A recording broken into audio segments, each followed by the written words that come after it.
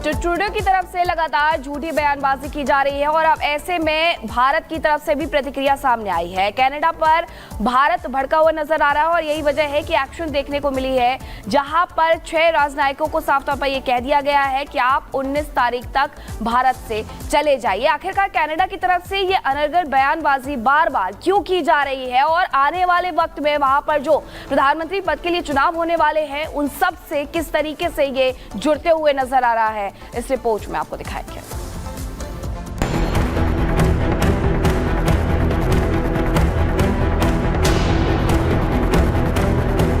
Trudeau के झूठे आरोप, मोदी की लताड़, कनाडा पर भड़का भारत, बड़ा एक्शन। बेतुकी बयानबाजी, चौतरफा आलोचना। कनाडा भारत में टकराव की चिंगारियां। कनाडा की बदजुबानी अब उसी पर भारी पड़ रही है। पूरी दुनिया में कनाडा के कूटनीतिक कच्चेपन की चर्चा हो रही है, तो ट्रूडो की घनघोर बेइज्जती हो रही है। उनके पास स्पष्ट और ठोस सबूत हैं कि भारत सरकार के एजेंट सार्वजनिक सुरक्षा के लिए महत्वपूर्ण खतरा पैदा करने वाली गतिविधियों में लगे हुए हैं और लगे रहेंगे। इसमें गुप्त जानकारी एकत्र करने की तकनीक, दक्षिण एशियाई कनाडाई लोगों को लक्षित करने वाला बलपूर्वक व्यवहार और हत्या सहित 1 दर्जन धमकी देने और उल्लंघन करने वाले कृत्यों में शामिल होना है। भारत कनाडा के रिश्तों के इतिहास में शायद पहली बार है जब मोदी सरकार ने कनाडा को लेकर इतना बड़ा फैसला किया है। लेकिन जरा पहले इन तस्वीरों को समझिए। कनाडा की बदजुबानी के बाद भारत ने कनाडा के राजदूत को तलब किया। इसकी वजह थी कनाडा की तरफ से भारत पर लगाए गए झूठे आरोप, जो हरदीप सिंह निज्जर की हत्या को लेकर था। भारत ने कनाडाई राजदूत स्टीवर्ट विलर को बुलाकर न सिर्फ तल्ख अंदाज में ऐतराज जताया, बल्कि साफ कह दिया कि कनाडा में भारत के हाई कमिश्नर पर बेबुनियाद आरोप लगाए गए। ट्रूडो सरकार ने हाई कमिश्नर के साथ ही दूसरे डिप्लोमेट्स की सुरक्षा को खतरे में डाला। भारत को कनाडा सरकार पर भरोसा नहीं है कि वो उन्हें सुरक्षा दे पाएगी। उच्चायुक्त समेत 6 राजनयिकों को निष्कासित कर दिया। निष्कासित राजनयिकों को 19 अक्टूबर तक भारत छोड़ने के निर्देश दिए गए हैं। अपने 6 राजनयिकों को भी कनाडा से वापस बुला लिया है। यानी कनाडा को सबक सिखाने के लिए भारत ने बड़ा फैसला किया है। तो ये कनाडाई सरकार और प्रधानमंत्री जस्टिन ट्रूडो का एक और इंटरनेशनल अपमान का अध्याय है। लेकिन इसकी शुरुआत कहां से हुई? दरअसल सोमवार को कनाडा पुलिस की एक प्रेस कॉन्फ्रेंस हुई। उस प्रेस कॉन्फ्रेंस में जो भारत विरोधी जहर उगला गया, उसने दोनों देशों के रिश्तों में एक बार फिर दूरी पैदा कर दी।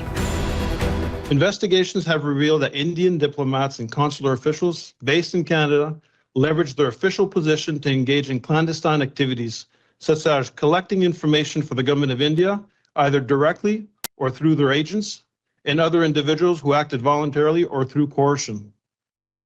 Evidence also shows that a wide variety of entities in Canada and abroad have been used by agents of the government of India to collect information. Some of these individuals and businesses were coerced and threatened into working with the government of India. The information collected by the government of India is then used to target members of the South Asian community. अब भारत से चौतरफा आलोचना का शिकार हुए प्रधानमंत्री Trudeau को अपने देश की विपक्ष का भी कोप भाजन बनना पड़ रहा है। ये वो विकल्प नहीं है जो हमने चुना है। इस कठिन समय में लोकतंत्रों को एकजुट रहना होगा। हम ये लड़ाई नहीं चाहते हैं। वही कनाडाई विपक्ष ट्रूडो सरकार की कार्यशैली पर सवाल उठा रहा है। ट्रूडो को पूरी तरह से नाकाम बता रहा है। 9 साल उदार सरकार हमारे लोगों को सुरक्षित रखने या राष्ट्रीय सुरक्षा और विदेशी हस्तक्षेप को गंभीरता से लेने में विफल रही। इस वजह से कनाडा इन गतिविधियों के लिए खेल का मैदान बन गया है। कनाडा के अधिकांश लोग इस सरकार से अविश्वसनीय रूप से तंग आ चुके हैं। मैं मीडिया को विश्वसनीय नहीं मानता, जस्टिन ट्रूडो को विश्वसनीय नहीं मानता। इतने सारे कनाडाई इसे देखेंगे, कंधे उचकाएंगे और शायद भारत का पक्ष भी लेंगे। बीते साल भी पीएम जस्टिन ट्रूडो ने भारत पर बिना सबूत निज्जर की हत्या को लेकर आरोप लगाए थे। ट्रूडो ने दावा किया था कि भारत ने ही निज्जर को मरवाया है। ट्रूडो के इस झूठ का पर्दाफाश तो बहुत पहले ही तब हो गया जब भारत के लगातार सबूत मांगने पर भी कनाडा कोई सबूत पेश नहीं कर पाया। Bureau report, Republic Bharat. तो ट्रूडो एक तरह से आतंक से यारी कर रहे थे और भारत ने बता दिया है कि भारत को ये मंजूर नहीं है और कूटनीतिक स्तर पर एक बड़ा फैसला भारत ने दिया है जो विश्व स्तर पर मैसेज दे रहा है। आपको बताएं कनाडा सरकार में भारत विरोधी शामिल हैं, उनका साथ दे रही है ट्रूडो सरकार और ट्रूडो कैबिनेट में कई ऐसे शख्स हैं जो खालिस्तानी समर्थक हैं, उन्हें महत्वपूर्ण जगह दी गई है कैबिनेट में। ट्रूडो की लिबरल पार्टी के पास बहुमत नहीं है, सहयोग से सरकार उन्होंने बनाई है, खालिस्तानी समर्थकों से वो सरकार चला रहे हैं। जी हाँ, उनके पास क्लियर मैंडेट नहीं था, समर्थन में सरकार चला रहे हैं। आतंकवादियों को जस्टिन ट्रूडो का समर्थन मिल रहा है क्योंकि वो उन्हीं की बोली बोल रहे हैं। वोट बैंक के लिए आतंकवादियों को पनाह देने से भी नहीं चूक रहे ट्रूडो, यानी हर तरह से बस सरकार में रहना चाहते हैं, चाहे आतंकियों को ही सपोर्ट क्यों ना करना पड़े। भारतीय राजनयिकों को ये आतंकी धमकी देते रहे हैं, क्लियर धमकी देते रहे, वार्निंग देते रहे हैं। आतंकियों को कनाडा सरकार का संरक्षण मिला है और यही वजह है कि उनका मन इतना बढ़ गया है कि वो भारतीय जो अधिकारी वहां रहते हैं उन्हें धमकी देते दिखाई दे रहे हैं। लेकिन अब भारत ने क्लियर कर दिया है कि भारत इसे और बर्दाश्त नहीं करेगा। कनाडा और भारत के संबंध अच्छे रहे हैं लेकिन ट्रूडो की जो गतिविधियां हैं उससे संबंध खराब हो रहे हैं। भारत ने ये लिस्ट कर दी है लेकिन कोई कार्रवाई अब तक इस मामले में नहीं हुई, जिसके बाद भारत ने अपना डिप्लोमेटिक स्टैंड लिया है। तो क्या महज वोट के लिए ट्रूडो भारत के खिलाफ जहर यहां पे उगल रहे हैं? इसी पे चर्चा करने के लिए हमारे साथ स्टूडियो में मौजूद हैं फॉर्मर डिप्लोमेट दीपक बोहरा जी। सर, शुरुआत में आपसे इस तरीके से करना चाहूंगी कि अब अगले साल चुनाव होने हैं कनाडा में प्रधानमंत्री पद को लेकर के, और जो वहां की आबादी और जो वहां के पॉलिटिकल कैलकुलेशंस हैं उसको देखते हुए ट्रूडो की ये वोट बैंक की पॉलिटिक्स से इस तरीके का बयान देना, भारत के खिलाफ जहर उगलना। आभारी हूं कि आपने ये मौका दिया, बहुत अच्छा लगता है जब आपके शानदार चैनल पर होता हूं, बहुत कुछ सीखता हूं और आपसे बहुत कुछ सीखता हूं बेटी, you are one of the best. अब आपने ये जो प्रश्न पूछा है कि वहाँ पे क्या हो रहा है, सबसे पहले तो ये जो क्लाउन ऑफ कनाडा है, शायद आप उसको जस्ट आउट ट्रूडो ऐसा ही कुछ उसका नाम है, कंप्लीट क्लाउन। वैसे ट्रूडो साहब, अगर आप ये प्रोग्राम देख रहे हैं तो पता लगा है कि एक जोकर की जगह खाली है, भारतीय सर्कस में आ जाओ, आपको नौकरी दे देंगे। पागल आदमी है, बेवकूफ़ है। अब मैं आपको बताता हूँ मैडम, आपको पता है कि पिछले महीने इसकी जो सरकार है इसकी सरकार बनी हुई थी, समर्थन मिलता था एक न्यू डेमोक्रेटिक पार्टी से जिसके कोई जगमीत साहब थे, वो उसके नेता थे। उन्होंने अपना सपोर्ट विड्रॉ कर लिया, यानी ये माइनॉरिटी गवर्नमेंट में है। अगर कल नो कॉन्फिडेंस होता है ये हार जाएगा और फिर जब चुनाव होंगे इसकी पार्टी को एक भी सीट नहीं मिलेगी। मैं आपके लिए पढ़ रहा हूँ मैसेज, मेरे बहुत दोस्त हैं, मैं उस एरिया में रहा हूँ, from Canada. One of the most interesting messages. Dear Ambassador Deepak, we apologize for the antics of this fellow. Our relationship with India is too important. Please don't let it deteriorate anymore. Oh, what can I do in this? आप ही का आदमी ये करता जा रहा है। मैं एक चीज़ कर सकता हूँ, उसको चाणक्य नीति भेज देता हूँ, उसमें 2 चीज़ें लिखी हुई हैं कि कभी भी राजा को घमंडी नहीं होना चाहिए और गुस्सा नहीं आना चाहिए, ये दोनों हैं इसके पास। हर चीज़ जो होती है, मैं इसको ब्रीफ करूंगा, उसको ब्रीफ करूंगा। बेटा, मैं एक बड़ी मजेदार चीज़ बताता हूं। जब पहली बार इन्होंने आरोप लगाया था पिछले साल कि इसका जो डार्लिंग प्लम्बर था ना, वो निज्जर फिज्जर जो था, कि उसका भारत का हाथ उसके अंदर, तो कहता मैं अपने सारे दोस्तों को बताऊंगा, एलाइज को बताऊंगा। इसने किंग जॉर्डन, जो जॉर्डन के शहंशाह, उनको फोन करके बोला। कई बार ऐसा हमने देखा भी है कि जब वहां पर खालिस्तानियों की मूवमेंट होते हैं, वो खुद भी वहां पर प्रमुखता से उनकी पार्टी खड़ी हुई नजर आती है। और आप जो बात कर रहे हैं, अप्रूवल रेटिंग भी यही कहती है कि 31% लोगों के बीच में वो प्रसिद्ध है, जबकि जो विपक्षी नेता है वो 40% लोग हैं उन्हें पसंद करते हैं। यानी सब कुछ जो हो रहा है वो चुनाव के नजरिए से हो रहा है। लेकिन रविंद्र सचदेवा जी, एक बात और, क्योंकि ये सवाल सबके मन में आ रहा है कि कनाडा में क्योंकि भारतीय स्टूडेंट्स बहुत ज्यादा जाते हैं पढ़ने के लिए,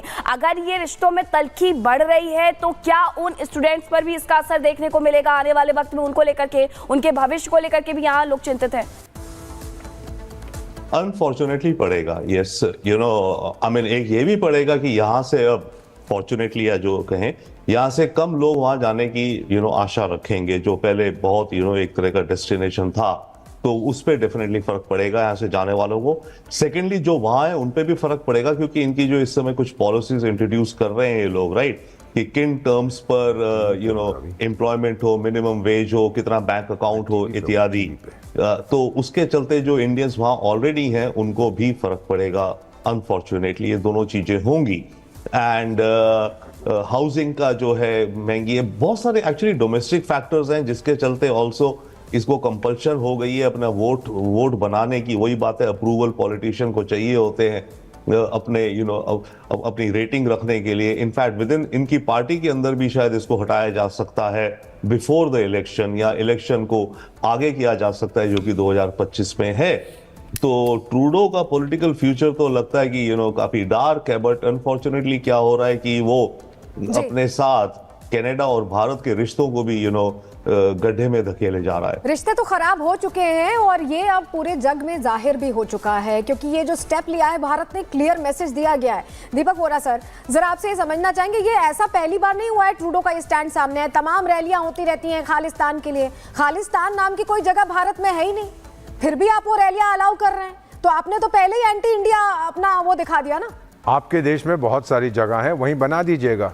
आपके डार्लिंग प्लम्बर को मार दिया है, किसी और को मार दिया है, तो आप वहाँ पे उनको जगह दे दीजिए, सब लोग खुश हो जाएंगे। एक चीज़ आपको बताना चाहता हूँ मैम, मुंबई में कोई सिद्दीकी नाम था उनका, जिनकी हत्या हुई थी, और आरोप लगाया गया कोई कनाडा में जेल में बैठा हुआ, उसका हाथ इसके अंदर था। और एक ट्रूडो साहब, पहले उसको जाके पकड़ो। क्या ये तुम बेकार की बातें कर रहे हो? जो आपके देश में बैठ के, जेल में बैठ के कुछ कर सकता है, कुछ समझ नहीं है कुत्ता। और फिर फाइनली मैम, आपको याद होगा कि 39 ईयर्स अगो कनिष्का का क्रैश हुआ था, और कनेडियन पुलिस ने अभी बयान दिया है कि हमारी इन्वेस्टिगेशन 39 ईयर्स के बाद भी चल रही है, 100 साल तक नतीजा पहुंचेगा। क्या नपुंसक लोग हैं ये, और क्या कह सकता हूं मैं। लेकिन इसी के साथ रॉबिन सचदेवा जी, सवाल ये भी है कि पिछले साल सितंबर का ही महीना था जब कनाडा की ओर से पहली बार ये बयान दिया गया था और निज्जर की हत्या को लेकर तमाम सवाल खड़े किए गए थे। तब से बड़ी तल्खी अब आज 1 साल पूरा होने को आ गया 2024 में, 1 साल से तल्खियां बढ़ती ही जा रही हैं। तो एक तरीके से अगर डिप्लोमेसी के हिसाब से देखें